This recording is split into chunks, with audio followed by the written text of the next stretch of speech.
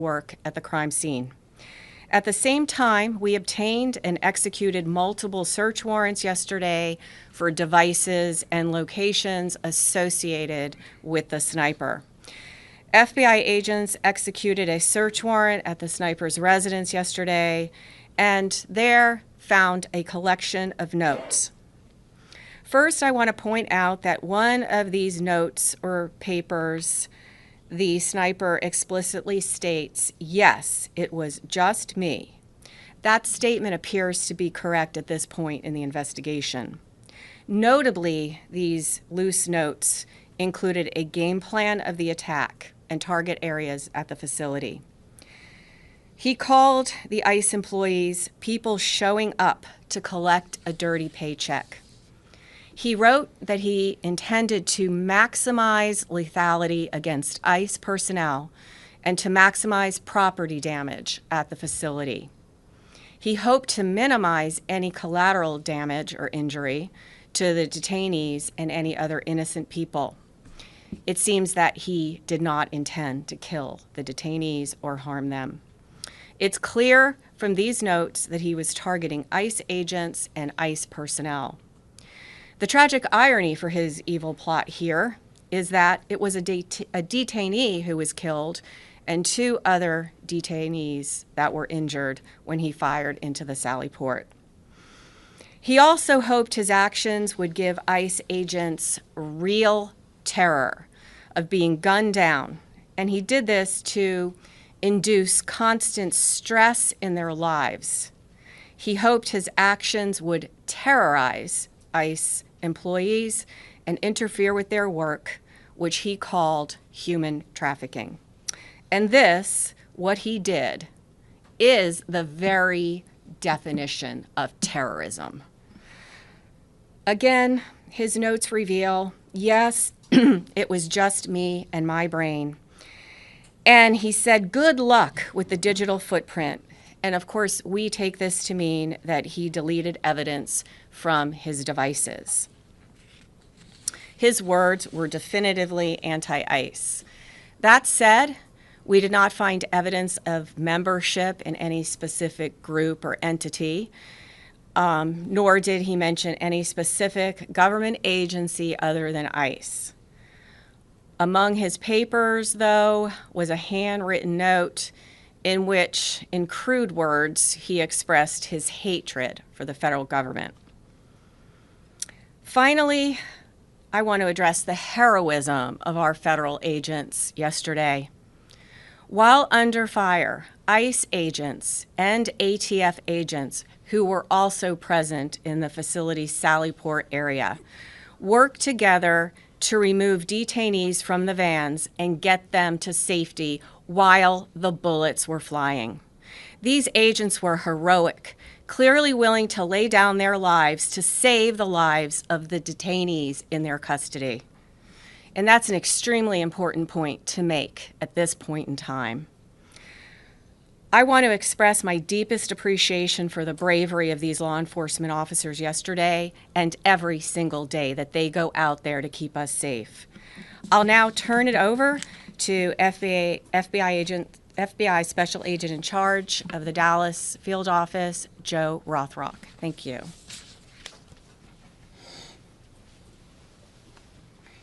Good afternoon. First, I'd like to start by thanking our acting United States Attorney, Nancy Larson, and her office for their support during this investigation. My name is Joe Rothrock, and I'm the Special Agent in charge of the FBI's Dallas Field Office. Yesterday morning, Joshua Yan carried out a targeted, ambush-style attack on law enforcement. Today, I will provide you with some updates of what we've learned through our investigation to date, to include Yan's own words in his handwritten notes. Yan specifically intended to kill ICE agents. He fired at transport vehicles carrying ICE personnel, federal agents, and detainees. He also fired multiple shots into the windows of the office building where numerous ICE employees do their jobs every day. We now know that Yan engaged in significant high degree of pre-attack planning. He searched for information about the office building and how to track ICE agents' locations. Yan also acknowledged the potential for other casualties. He knew with a high likelihood ICE detainees would be transported that morning in the exact location where he was facing from his perch on a nearby rooftop. Jan's attack did in fact result in the tragic death of one detainee and the injury to 2 other detainees. We have been able to confirm that Jan legally obtained an 8mm bolt-action rifle he used in the shooting in August of this year. Based on our investigation to date, we believe Jan acted alone, but I'll stress our investigation continues. This attack yet again underscores the dangers that law enforcement face daily. We continue to see an increased threats against law enforcement. This is the second attack in recent months on ICE facilities here in North Texas. I do want to take this opportunity to thank our law enforcement partners, some of whom are here with us today. When Jan began firing, agents from both ICE and the ATF put themselves in the line of fire to move individuals off the transportation vehicles in an attempt to protect and rescue those that were injured. I want to thank them for their bravery. The Dallas Police Department and the Dallas County Sheriff's Office also quickly responded to the scene without any hesitation and ran towards danger.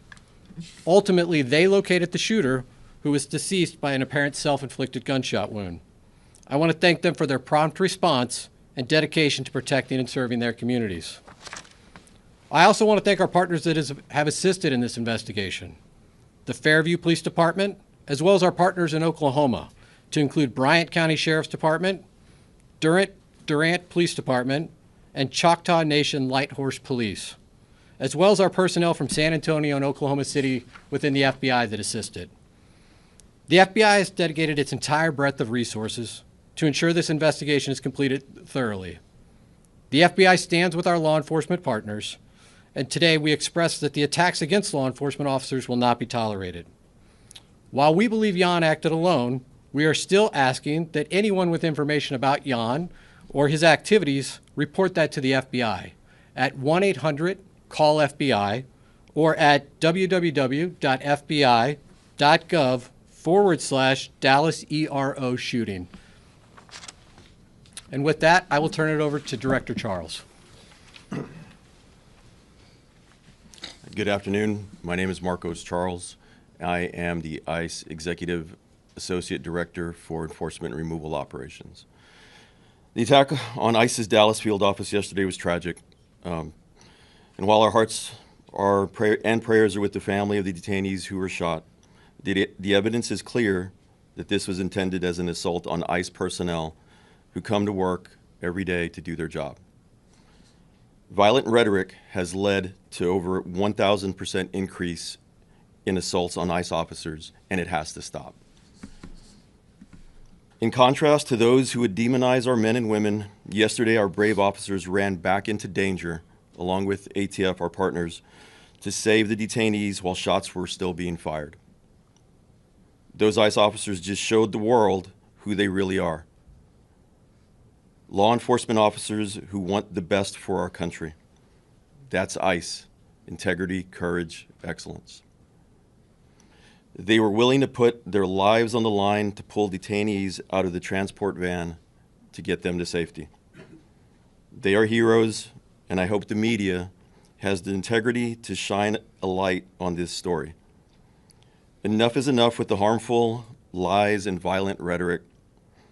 It has to stop.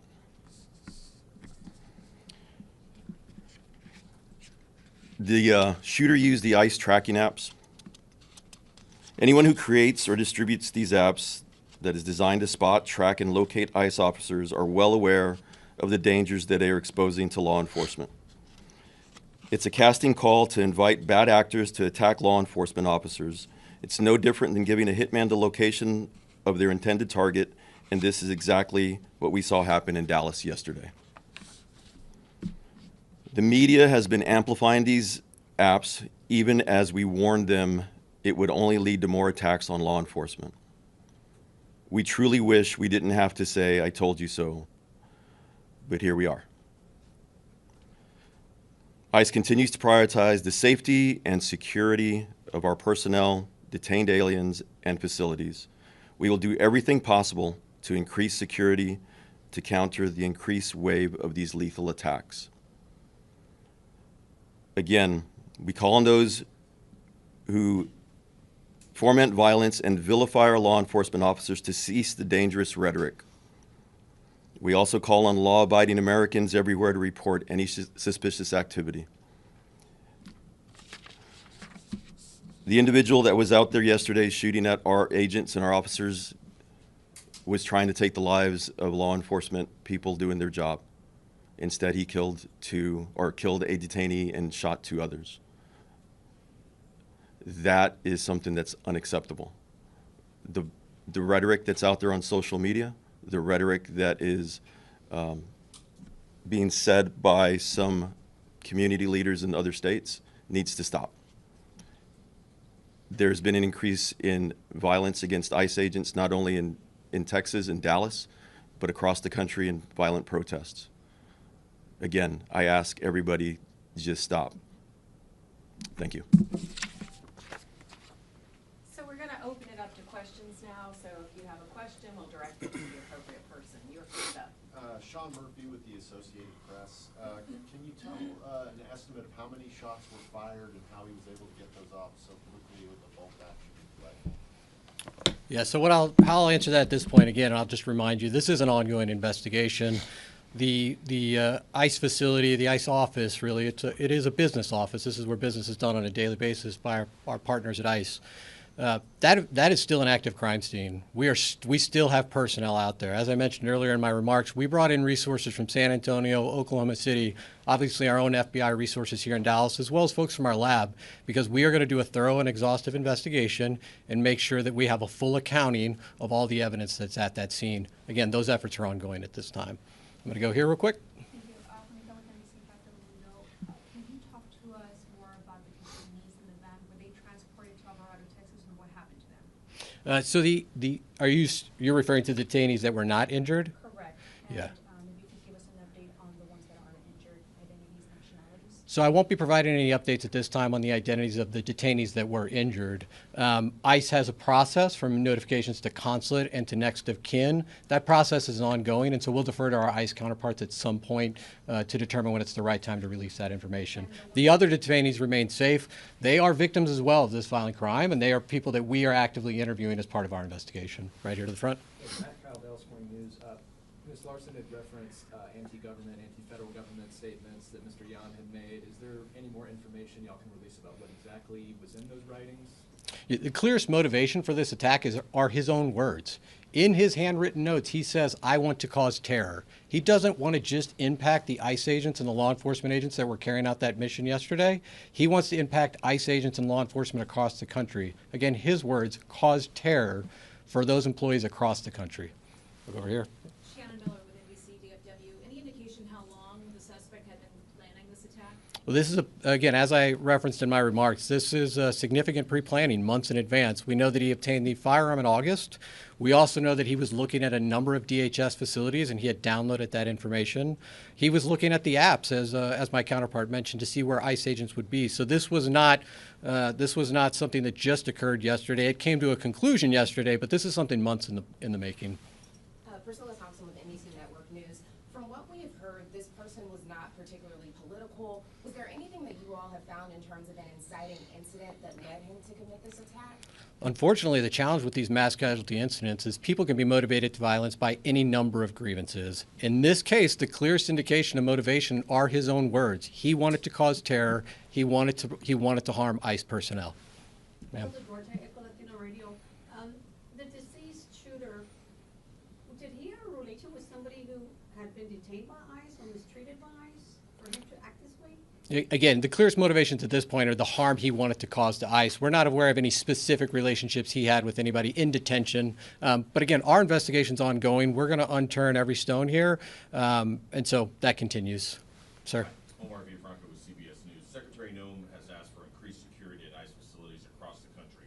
Can you say what is going to be done to harden these facilities to protect agents and detainees? So I cannot say what will be done by our partners at DHS to harden their facilities. What I can say, and I can draw upon just our recent experiences here in North Texas, is we've seen attacks now 2 ambush-style attacks where law enforcement was the target of individuals who did significant pre-planning and coordination to set up law enforcement, again, in an ambush-style attack.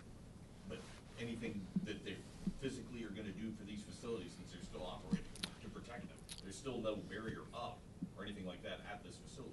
I would need to refer to my partners from ICE from that. Yeah, so currently, we're looking at hardening some of our facilities.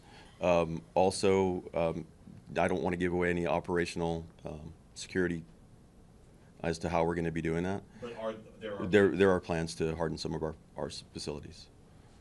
Back there. Robbie Owens, CBS News, Texas. Were the Young family immigrants? Mr. Yan was not an immigrant. He was a United States citizen. He was here legally. I won't be going into the details on anybody other than Mr. Yan at this time. Ma'am. You talked a little bit about the ICE agents, or the agents that were there at the location that helped him when shots were beginning to fire. Can you give us some more perspective on what the situation was with the detainees that were in the vans?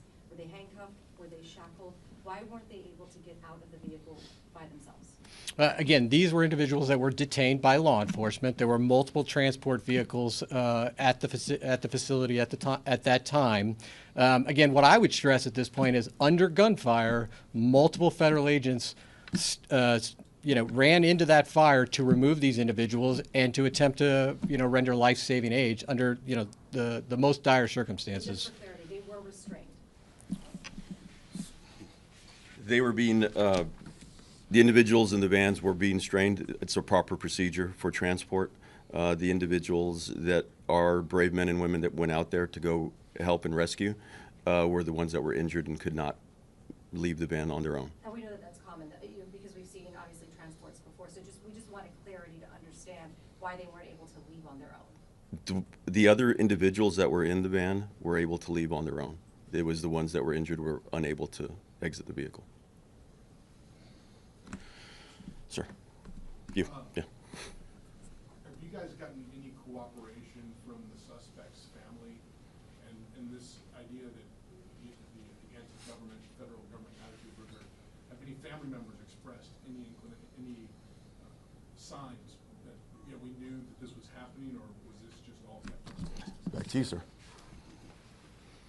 As is common in these investigations of mass casualty incidents, we are going to interview everybody we can identify that might have information about the motivations or who might have information about the pre-planning or who may have assisted in this attack. I won't be outlining every interview we conducted today, but we will be doing a thorough investigation. And again, one of the reasons we asked for additional information for the public is if there are those out there that had contact with Jan, we would like to hear from them, and we would like to gain an understanding of what their relationship was. I won't be going into details about other aspects of the investigation. Luke Clary on WFAA. Can you expand on why you believe that he acted alone here, and can you go into it all, any activity he may have had in online forums or communities that may have influenced his action?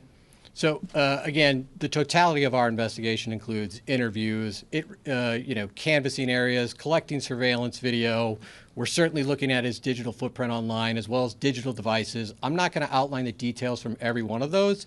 Again, his own words called out that he committed this act alone, and all the evidence we have to date would indicate that that's accurate. Alex with Fox 4 News. You mentioned that the ICE facility, I believe, is still an active crime scene. Can you talk about what will happen in the coming days with that facility? Are there detainees being held there? Have they all been taken away? Is it operational as an office? It is going to remain an active crime scene for some time. Again, we will be there as long as it takes to make sure that we've captured every piece of physical evidence. Emma Ruby with the Dallas Observer. You mentioned the one bullet that was found with kind of ideological writing on it. Have any of the bullets found around the scene had any writing on them, or is it just the one? Again, active crime scene. We're still collecting physical evidence. Jim Schultz with ABC News. Around the crime scene, when this car was actually being towed, there was some writings on that vehicle. Can you give us a sense about what those were and how they play into your investigation? So the vehicle was searched as part of our investigation. I don't have additional details to share with you now about any writings, but certainly if we have updates, we'll provide those in the future. Ma'am. Ashley Killer with CNN. Y'all mentioned that he used a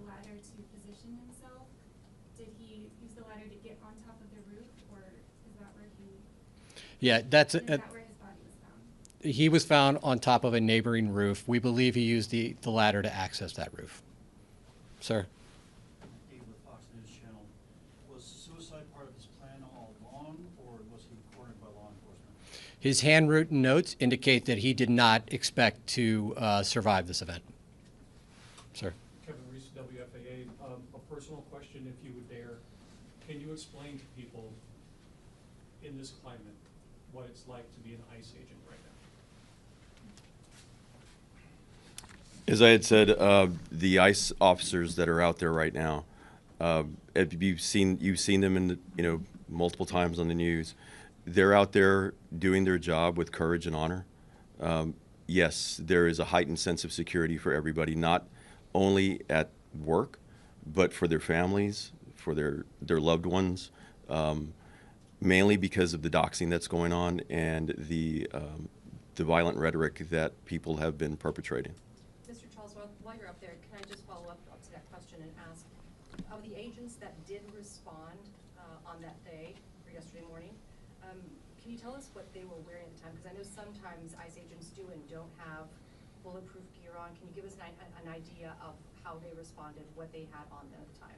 So they're wearing their normal gear, and it was not only ICE agents; it was ATF agents also that went out there and heroically came out and under fire went to rescue those individuals. Have you spoken to them? I have spoken to one of them so far, but I haven't spoken to the others. They're doing okay. All right, we have time for Yeah. one more question. About the immigration status for those individuals who were injured. What's their immigration status going to, is it going to change? Maybe perhaps even those who were in the van, ACU? The individuals that were in the van will be going through due process, and they'll go through the whole immigration proceeding. So I'm not going to go into what their status is currently. And those who were injured? Same thing. All right, folks, we have time for one more question. Can When- you please tell us where the papers were found in Fairview, Oklahoma? That one's for you. So again, I'm not going to detail every aspect of the case. We did search his residence, and that is where we found the handwritten notes. And that's all the time we have for questions today. When we have more updates, we'll come back.